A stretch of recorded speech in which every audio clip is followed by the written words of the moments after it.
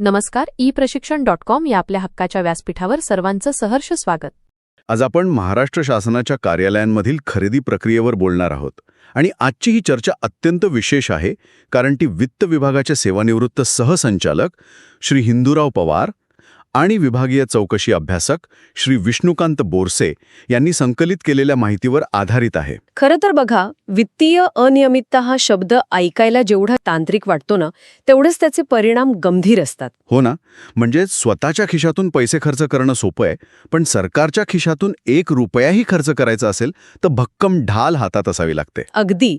आणि हे नियम अधिकाऱ्यांना अडकवण्यासाठी नसून त्यांना वाचवण्यासाठी, म्हणजे त्यांच्यासाठी कसे लाईफ सेव्हिंग काम करतात हे समजून घेणं खूप रंजक ठरेल. नक्कीच.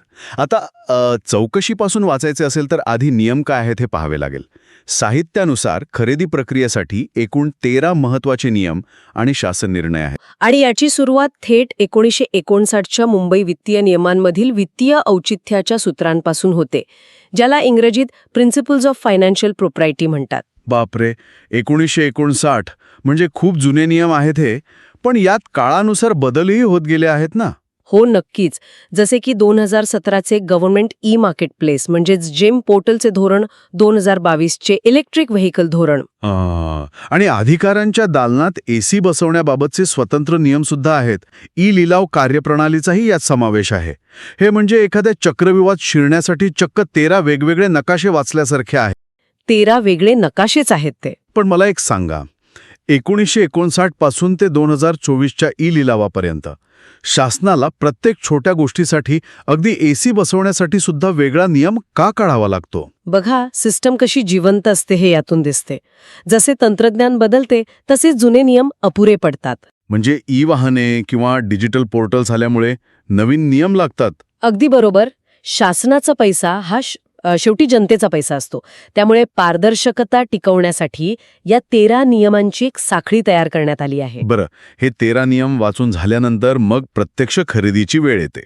आणि 2016च्या शासन निर्णयानुसार खरेदीचे 12 वेगवेगळे मार्ग आहेत. होय. आणि यातील सर्वात मूलभूत मार्ग म्हणजे थेट जागेवर खरेदी, ज्याला आपण स्पॉट परचेस म्हणतो. पण या स्पॉट परचेसमध्ये एका वेळी फक्त 5,000 रुपयांपर्यंतच खरेदी करता येते, बरोबर? हो. आणि एका आर्थिक वर्षात ही मर्यादा जास्तीत जास्त 50,000 रुपये इतकीच आहे.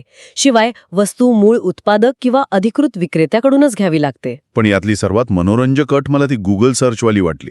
5,000ची खरेदी असली तरी दर वाजवी आहेत का हे पाहण्यासाठी चक्क गुगल सर्च करायचा. हो, नुसतं गुगल सर्च नाही तर जेम पोर्टल किंवा जडसंग्रह नोंदवहीतील दरांसोबत तुलना करणे बंधनकारक आहे. जर कार्यालयासाठी 500 रुपयांचे स्टेपलर किंवा कागद घ्यायचे असतील तर त्यासाठीही गुगल सर्च करून दर तपासायचे, हे थोडे अति होत नाही का? वरवर पाहता तसं वाटेल, पण इथेच वित्तीय औचित्य कामी येते. बघा, 5,000ची मर्यादा असली तरी अधिकाऱ्यांनी ती एकाच पुरवठादाराचा फायदा करण्यासाठी वारंवार वापरू नये. अच्छा, म्हणूनच ती 50,000ची वार्षिक कॅप लावलीये तर? अगदी बरोबर. आणि गुगल सर्चची अट ही सिस्टमला ओव्हर प्राइसिंग म्हणजे जास्त किंमत आकारण्यापासून वाचवते. आता जर 5,000 रुपयात काम होत नसेल तर पुढची पायरी काय? इथे एंट्री होते शासनाच्या जेम पोर्टलची आणि दरपत्रकांची म्हणजे कोटेशन्सची. हो. 5,000 ते 50,000 रुपयांसाठी खुल्या निवेदन न काढता जेम पोर्टलवरून खरेदी करणं सक्तीचं आहे. पण जर वस्तू जेमवर नसेल किंवा समजा डोर डिलिव्हरी नसेल तर? अशा वेळी त्याचा चक्क स्क्रीनशॉट काढून आणि प्रिंट घेऊन पुरावा म्हणून फाईलला लावावा लागतो. अरे वा. हो. आणि त्यानंतरच बाहेरून खरेदी करता येते 50,000च्या मर्यादेत. म्हणजे हा स्क्रीनशॉट काढून ठेवणं हे ऑडिटर्सना मी माझा पूर्ण प्रयत्न केला हे सिद्ध करण्यासाठी ठेवलेल्या एका डिजिटल पावतीसारखं आहे. आणि जेव्हा बजेट 50,000 ते 10 लाखांपर्यंत जाते तेव्हा जेमवरील सर्वात कमी दर असलेल्याकडूनच खरेदी करावी लागते, ज्याला लोवेस्ट बिडर म्हणतात, बरोबर? हो. आणि जेमवर नसल्यास खुल्या बाजारातून किमान 3 दरपत्रके मागवणे आणि त्यांचा एक तुलनात्मक तक्ता बनवणे आवश्यक असते. पण यासाठी किमान 1 आठवड्याची नोटीस वेबसाईट आणि नोटीस बोर्डवर द्यावी लागते ना? नक्कीच. आणि इथेच ती खरी मेख आहे. श्री बोरसे आणि श्री पवार ज्या विभागीय चौकशीचा इशारा देतात ना, ती सर्वाधिक याच टप्प्यात होते. म्हणजे लोक इथे पळवाटा शोधतात.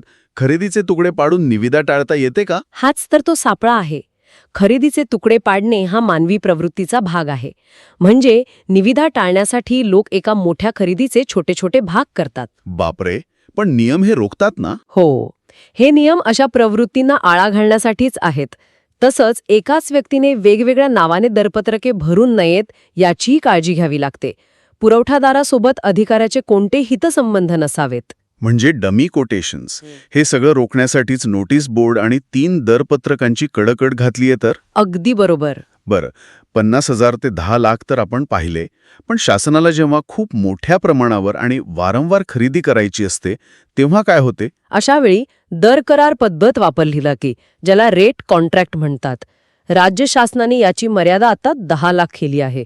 शिवाय केंद्र शासनाच्या दर कराराचाही वापर करता येतो. पण मला एक सांगा, यात सर्वात आश्चर्यकारक नियम कोणता आहे? नियम असा आहे की जर खुल्या बाजारातील किमती शासनाच्या दर करारापेक्षा कमी असतील ना, तर खुल्या बाजारातून किमान 3 दरपत्रके मागवून खरेदी करता येते. खरंच, हे खूपच इंटरेस्टिंग आहे. शासनाने आधीच खूप वाटाघाटी करून दर करार ठरवलेला असतो ना, मग खुल्या बाजारात त्यापेक्षाही स्वस्त वस्तू कशी मिळू शकते? बघा, तंत्रज्ञान आणि बाजारातील स्पर्धा प्रचंड वेगाने बदलते. शासनाचा करार वर्षभरासाठी असू शकतो, पण बाजारात एखाद्या वस्तूची किंमत काही महिन्यातच घसरू शकते. अच्छा, म्हणजे समजा लॅपटॉप किंवा इलेक्ट्रॉनिक वस्तू असतील तर त्यांचे भाव लवकर पडतात. बरोबर. अशा वेळी हा नियम शासनाला चक्क स्मार्ट ग्राहक बनण्याची मुभा देतो, जेणेकरून जनतेच्या पैशांची जास्तीत जास्त बचत होईल. पण त्यासाठी 3 दरपत्रकांचा भक्कम पुरावा हवा, बरोबर? अगदी बरोबर.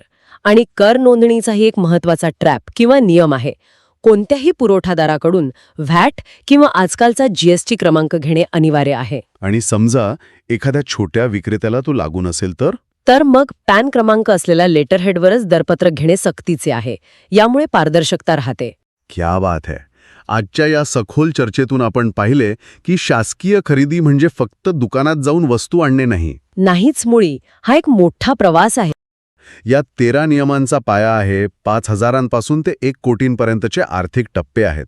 जेम पोर्टलवरील डिजिटल पुरावे म्हणजे ते स्क्रीनशॉट्स आणि 3 दरपत्रकांचे तुलनात्मक तक्ते. होय, आणि हे सर्व नियम अधिकाऱ्यांना वित्तीय अनियमिततेच्या आरोपांपासून सुरक्षित ठेवण्यासाठीच बनवले आहेत. तर या नव्या दृष्टिकोनासह आजची आपली ही सखोल चर्चा आपण इथेच थांबूया. धन्यवाद. ePrashikshण.com नावाचं एक खास यूट्यूब चॅनल आहे, जे शासकीय कर्मचाऱ्यांच्या गरजा लक्षात घेऊनच तयार केलंय. हे चॅनल खरं तर एका मार्गदर्शकाची भूमिकाच बजावतं. या चॅनलचा हा जो प्रशिक्षण आपल्या दारी उपक्रम आहे ना, तो म्हणजे कर्मचाऱ्यांच्या समस्या आणि त्यावरील उपाय यांना जोडणारा एक अतिशय महत्त्वाचा पूल आहे. ही क्लिप श्री विष्णुकांत बोरसे, विभागीय चौकशी अभ्यासक, पुणे यांनी तयार केली आहे. ही माहिती तुम्हाला उपयुक्त वाटल्यास कृपया लाईक करा, शेअर करा आणि चॅनलला सबस्क्राईब करा. व्हिडिओ पाहिल्याबद्दल धन्यवाद.